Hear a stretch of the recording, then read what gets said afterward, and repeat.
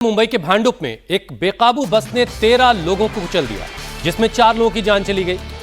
3 महिलाएं और एक बच्चा, एक पुरुष इसमें शामिल है। 9 लोग जख्मी हुए हैं। मुंबई के रजवाड़ी अस्पताल में ये सभी लोग भर्ती हैं। इस हादसे का सीसीटीवी फुटेज सामने आ गया है, जिसमें दिखाई दे रहा है कि कैसे गाड़ी को, बस को टर्न लेते हुए जब ये बस बैक कर रही, उस वक्त बहुत से लोगों को इसने अपनी चपेट में ले लिया। यह हादसा रात करीब 9:30 बजे हुआ। भांडुप स्टेशन के बाहर बेस्ट की इलेक्ट्रिक बस टर्न ले रही थी, तभी अचानक ड्राइवर बस से काबू खो देता है और ये बेकाबू बस भीड़ में घुस गई और करीब 13 लोग इसकी चपेट में आए। हादसा इतना भीषण था कि पीछे जो एक पोल था लोहे का, जब बस की उससे टक्कर हुई तो वो पोल पूरी तरह से टेढ़ा हो गया।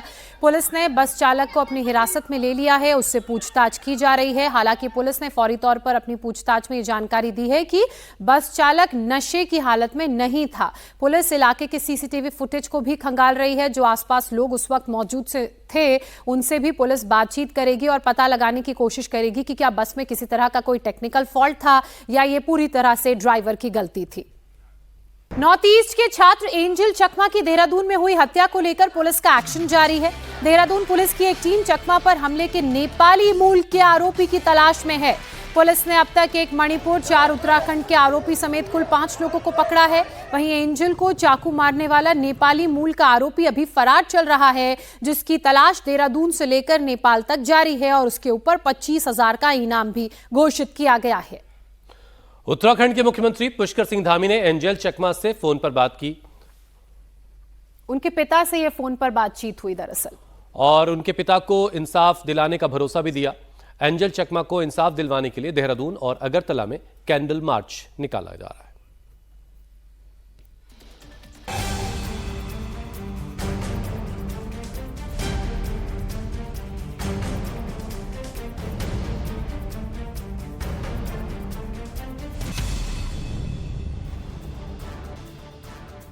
त्रिपुरा के छात्र एंजल चकमा के लिए न्याय की मांग के लिए छात्र सड़कों पर हैं, तो वहीं देहरादून पुलिस नेपाल से लेकर मणिपुर तक आरोपियों की तलाश में जुटी है। एंजल को चाकू मारने वाले नेपाल और मणिपुर के भी युवक हैं। अगरतला में त्रिपुरा इंडिजीनियस स्टूडेंट्स फेडरेशन के सदस्यों ने अस्तबल मैदान में कैंडल मार्च निकाला और एंजल चकमा के हत्यारों को फांसी देने की मांग की। तो देहरादून में यूनिफाइड त्रिपुरा स्टूडेंट्स एसोसिएशन ने सभी पूर्वी यूनियनों के साथ एंजल चकमा की याद में कैंडल मार्च निकाला, जिन पर 9 दिसंबर को देहरादून में हमला हुआ और 26 दिसंबर को इलाज के दौरान अस्पताल में मौत हो गई। मैं था, मेरा भैया था, उनका 2 दोस्त हम लोग के साथ हम लोग गए थे सामान लेने के लिए। उधर पे उन लोग का ग्रुप था उधर पे पूरा, तो उन लोग थोड़ा पी रखा था उन्होंने, तो उन लोग हम लोग को मेरे को थोड़ा पोक कर रहा था, ये चिंकी उनकी मेरे को थोड़ा सा रेजिस्टेंस कर रहा था। तो मैं थोड़ा अपने तरफ से अपने सेल्फ डिफेंस मतलब थोड़ा बोल रहा था कि भैया क्या हो गया करके। उधर पे हम लोग अपना उस समय फोन में बात कर रहा था, मैं अपना बस मैं अपना कन्फेस किया कि भैया क्या हुआ, गाली क्यों दे रहे हो। तो उनका वो प्लानिंग था, क्या था वो मेरे को पता नहीं, पर उन्होंने डायरेक्ट मेरे में अटैक कर दिया उन लोगों ने। तो फिर भैया आया मेरे को बचाने के लिए आया, फिर भैया को मेरे को कड़ा से मारा, लगा उससे। फिर भैया को उन लोगों ने चाकू मार दिया स्पाइन की तरफ में। फिर भैया भी पूरा राइट से हिल नहीं रहा है। त्रिपुरा के मछीमारा का रहने वाला एंजल चकमा MBA का छात्र था। 9 दिसंबर को एंजल चकमा अपने भाई माइकल चकमा के साथ मार्केट में था। मार्केट में कहासुनी के बाद कुछ बदमाशों ने एंजल को चाकू मार दिया। आरोप है कि एंजल पर नस्ली टिप्पणी की, जिसका उसने विरोध किया। 17 दिनों तक संघर्ष के बाद 26 दिसंबर को एंजल की मौत हो गई। चाकू मारने वाला एक आरोपी नेपाल का है जो फरार है। पुलिस ने 5 आरोपियों को गिरफ्तार कर लिया है, जिनमें 4 उत्तराखंड के और 1 मणिपुर का है। देहरादून पुलिस की एक टीम फरार आरोपी की तलाश में नेपाल गई है। उस पर 25,000 का इनाम भी रखा गया है। जैसी शिकायत ये नेक्स्ट डे प्राप्त हुई थी, इस पर पुलिस द्वारा इसमें प्राइमरी चूंकि अज्ञात में इसमें कंप्लेंट दी गई थी, तत्काल पुलिस ने मौके पे जाकर सीसीटीवी और अन्य लोगों से जानकारी की और जानकारी के आधार पर इसमें जो है 6 लोग को इसमें आइडेंटिफाई किया था, जिसमें 5 लोग को पुलिस ने अरेस्ट कर लिया था। लेटर ऑन कोर्ट में इसमें 2 लोग अंडर एज पाए गए थे, जिनको सुधार गृह में भेजा गया है। 3 लोग अभी भी जुडिशियल न्यायिक हिरासत में है। इसमें एक व्यक्ति जो है 22 साल का जो है, जिसका पता चला तो नेपाली मूल का है और वो पूर्व में हरिद्वार में काम करता था, विभिन्न स्थानों पर काम किया। तो उसके लिए हमारी टीमें लगातार लगी हुई है। कोर्ट से हमने वारंट भी इसमें ले लिया है और उसकी गिरफ्तारी, उसमें शीघ्र उसकी गिरफ्तारी के भी निर्देश जारी किए गए हैं। ओवरऑल जो पूरे इंसिडेंट में कहीं ना कहीं जो 2 ग्रुप थे, जिसमें डिजीज फैमिली, उसके डिजीज और उसका ब्रदर था, और साथ ही साथ 6 लोग थे, जिसमें एक मणिपुर और एक नेपाली युवक था, 2 अंडर एज इसमें लड़के थे। इनका कहीं ना कहीं आपसी जो है हॉट टॉक्स हुई और वो कहीं ना कहीं कंफ्यूजन में कि कहीं कोई टिप्पणी की जा रही है, उसके आधार पर वहां झगड़ा हुआ था। एंजल की हत्या के बाद खुद उत्तराखंड के सीएम एक्शन में हैं। उन्होंने त्रिपुरा के सीएम से बात की है। साथ ही गृह मंत्री और रक्षा मंत्री को भी घटना की जानकारी दी है। धामी ने 5 आरोपियों की गिरफ्तारी के बाद चकमा के पिता से भी फोन पर बात की। चकमा जी कैसे हैं तरुण जी? ठीक है। बहुत हमारा एक्चुअली में बहुत ही दुखद घटना हुआ। हम बहुत दुखी हैं इससे और इस पर हमने बहुत सख्त कार्रवाई के लिए कहा है यहाँ पर, है ना। और 4-5 लोग जो भी इसमें थे बदमाश, 5 गिरफ्तार कर लिए गए हैं, जो भी इस घटना में जिन्होंने भी अपराध में किया है। और एक कोई नेपाल का था, शायद वो नेपाल भागा हुआ है या कहाँ है, तो उसके ऊपर इनाम यहाँ घोषित हमने कर दिया है और उसको पकड़ने के लिए भी टीम वहाँ पर भेज दी गई है पुलिस की ना। लेकिन चलिए अब ये तो सब हो ही जाएगा, लेकिन बहुत दुखद है और हम बहुत दुखी हैं, मतलब सच में बहुत कष्ट है हमको। और मैं समझ सकता हूँ आपका बहुत कष्ट है, परिवार में बहुत कष्ट है, और थोड़ा सा हिम्मत करिए। और क्या कहें, बहुत आपके लिए, एक पिता के लिए इससे ज़्यादा कष्ट और क्या हो सकता है ना। जो भी लोग इसके दोषी हैं उनको हम लोग कड़ी से कड़ी सज़ा दिलाएंगे। यहाँ मैंने उनसे भी बात किया था, हमारे जो मुख्यमंत्री जी हैं डॉक्टर मानिक शाह जी से भी परसों मेरा बात हुआ था, उनका भी फ़ोन आया था। और माननीय गृह मंत्री जी का, रक्षा मंत्री जी, सभी लोगों ने बात किया है मुझे, है ना। तो लोग बात कर रहे हैं इसमें, तो हम इसमें पूरी कार्रवाई करवाएंगे। आप बिल्कुल, मतलब इस बात के लिए तो कोई आपको नहीं करना, जो भी कठोर से कठोर कार्रवाई होगी वो होगी, और हम लोग पूरे परिवार के साथ हैं। जिस एंजल चकमा के साथ 6 आरोपियों ने नस्लीय भेदभाव किया और विदेशी बताकर मार दिया गया, उसके पिता तरुण चकमा बीएसएफ में है। तरुण चकमा ने मांग की है कि एंजल चकमा को इंसाफ मिलने के साथ ही नॉर्थ ईस्ट के लोगों के साथ भेदभाव ना हो। चाहता हूँ कि सर हमारा कोने से, मतलब हमारा नॉर्थ ईस्ट से, मतलब मणिपुर है, मिजोरम है, नागालैंड, त्रिपुरा, हर जगह से वहाँ बच्चे पढ़ने जाते हैं, या मतलब दिल्ली में हो, बॉम्बे में हो या बेंगलोर में, हर जगह में कोई नौकरी करने जाता है, कोई पढ़ाई करने जाता है, कोई कंपनी में काम करने जाता है, मजदूरी करने जाता है। तो इनका साथ ऐसे गलत व्यवहार नहीं होना चाहिए। हम भी इंडियन हैं सर। उत्तराखंड की पुलिस एक्शन में है।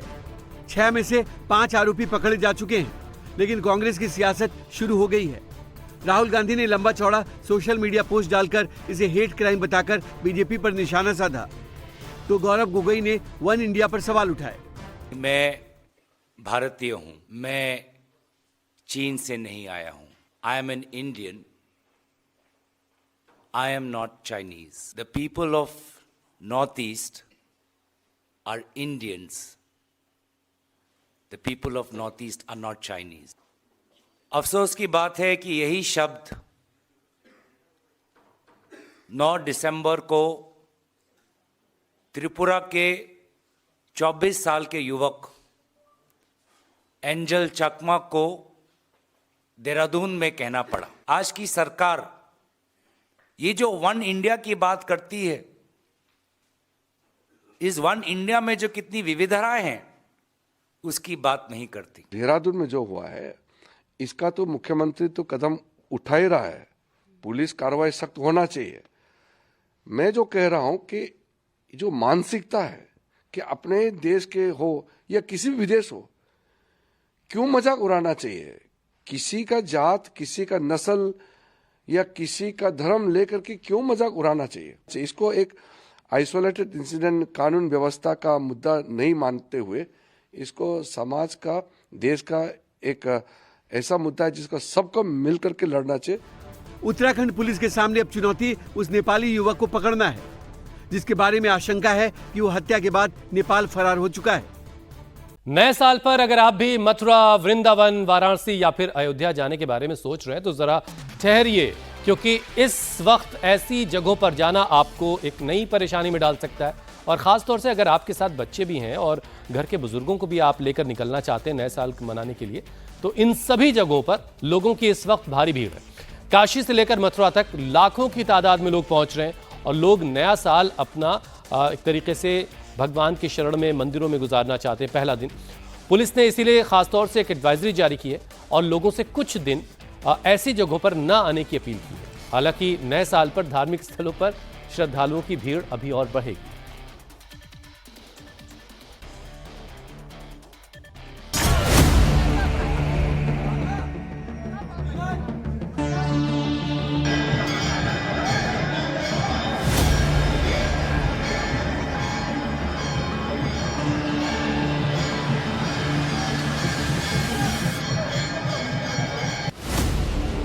नए साल पर प्लान, दर्शन नहीं होंगे आसान।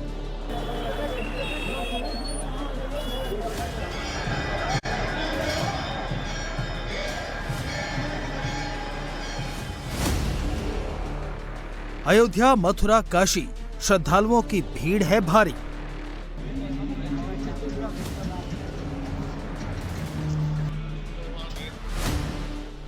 आस्था का दरबार, भीड़ अपार, प्रशासन तैयार। एक एक तस्वीर को ध्यान से देख लीजिए। नए साल से पहले अयोध्या से लेकर मथुरा, वृंदावन और काशी से लेकर शिरडी तक एक जैसे हाल हैं।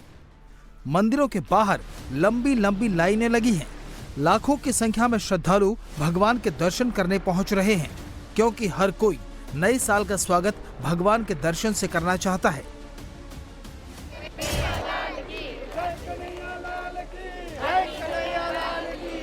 तस्वीरें यूपी के वृंदावन की हैं, जहां बांके बिहारी मंदिर में नए साल से पहले जबरदस्त भीड़ है। पैर रखने तक की जगह नहीं है। हालात ये हैं कि रात से ही श्रद्धालु लाइनों में लगकर दर्शन के लिए पहुंच रहे हैं।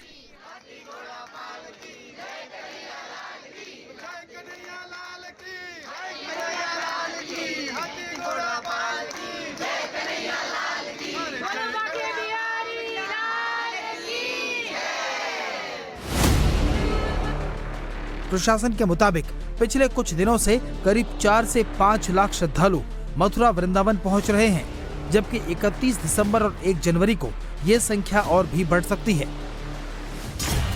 ऐसे में बांके बिहारी मंदिर प्रशासन ने एडवाइजरी जारी कर लोगों से अपील की है कि 5 जनवरी तक लोग मंदिर आने से परहेज करें। साथ ही जो लोग आ रहे हैं वो सुरक्षा नियमों का पालन करें। वहीं श्रद्धालुओं का भी कहना है कि भीड़ काफी है और अगर उन्हें पता होता तो वो भी प्रशासन की अपील पर अमल करते। तो ध्यान नहीं था कि भीड़ होगा यहाँ पे। हम तो वैसे ही के बाद चलो दर्शन करने के लिए आ गए। यहाँ पे इतनी ज्यादा भीड़ है और हर समय ही होती है। मैं हर एकादशी पे आती हूँ बिहारी जी के यहाँ, पर भीड़ है, पर बच्चे और बुजुर्ग ना आए क्योंकि उनको दिक्कत है। मंदिर प्रशासन का बहुत अच्छा ये निर्णय है, करना भी चाहिए, चूँकि अब मैं तो आ चुका हूँ तो वापस यहाँ से जा नहीं पाते, नहीं तो सही अच्छा निर्णय मंदिर प्रशासन का। उसमें भारत की प्रत्येक जनता को सहयोग करना चाहिए, 4-5 दिन अवॉइड करें। तो स्थिति मैं यहाँ देख रहा हूँ, मैं उदयपुर से आया हूँ। अभी की परिस्थिति को देख करके 4-5 दिन हम भारतवासी को थोड़ी शांति बनाए रखने की जरूरत है। यहाँ तो सही है, लेकिन क्या ये है ना कि बच्चों की छुट्टी हुई है, इसी समय टाइम में छुट्टी भी होती है, इसी टाइम में भीड़ भी हो जाती है। परेशानी यही है। मथुरा जैसा ही हाल बाबा की नगरी काशी में भी है। यहाँ भी 25 दिसंबर के बाद से श्रद्धालुओं का सैलाब दिख रहा है। पर्यटकों की संख्या नए रिकॉर्ड बना रही है। 3 से 4 लाख श्रद्धालु हर रोज वाराणसी पहुंच रहे हैं।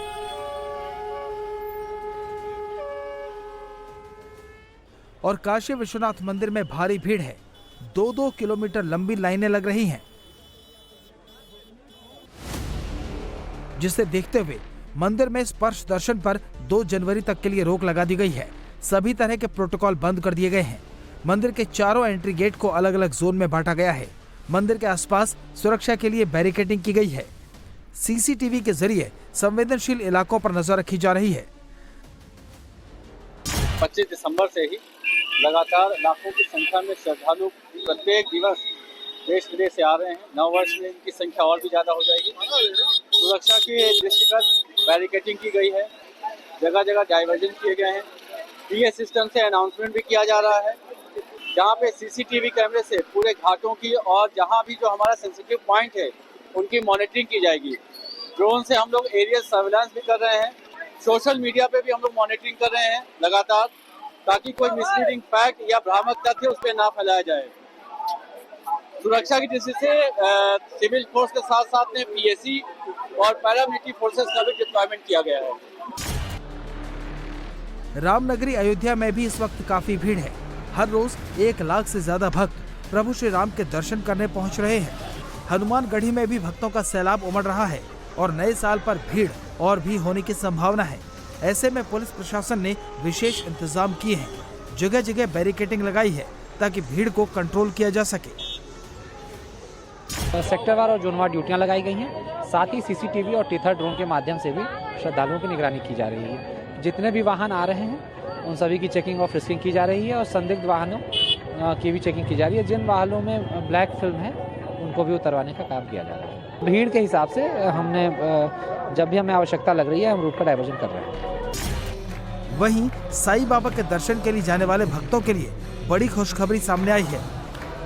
नए साल के स्वागत को देखते हुए 31 दिसंबर को साईं मंदिर को रात भर दर्शन के लिए खोले रखने का फैसला किया गया है।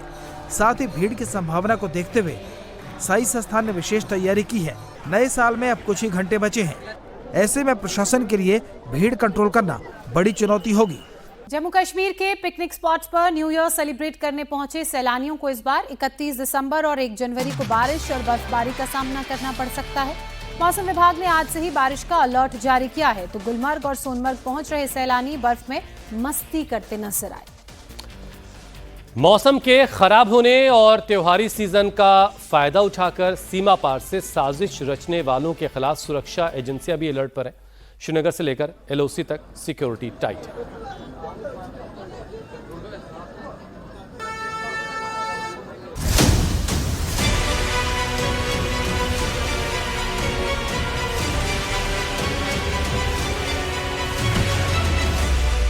बर्फबारी से सफेद हुई घाटी, न्यू ईयर से पहले टाइट सिक्योरिटी।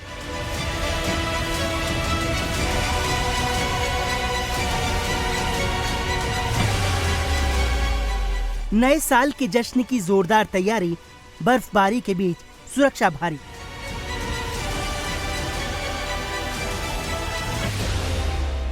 न्यू ईयर पर बारिश का अलर्ट, 1 जनवरी को होगी बर्फबारी।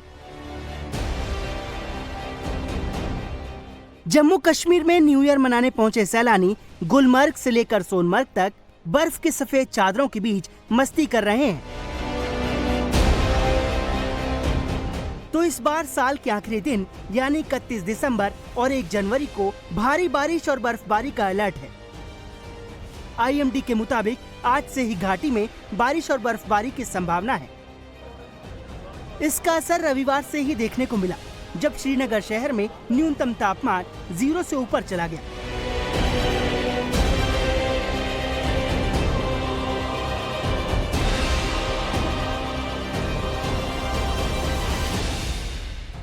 तो इधर गुलमर्ग में न्यू ईयर मनाने पहुंचे सैलानी बर्फ की सफेद चादरों के बीच अपनी खुशियां बांट रहे हैं।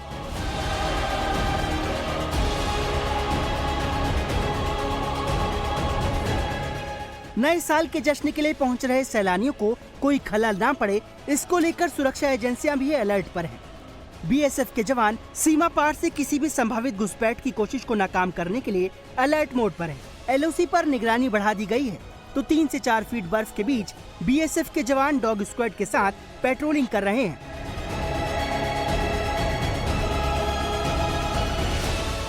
जम्मू और कश्मीर में ऑपरेशन सिंदूर के बाद बीएसएफ ने एलओसी के पास जंगल ऑपरेशंस के लिए एक नई कॉम्बैट यूनिट गुलजार है।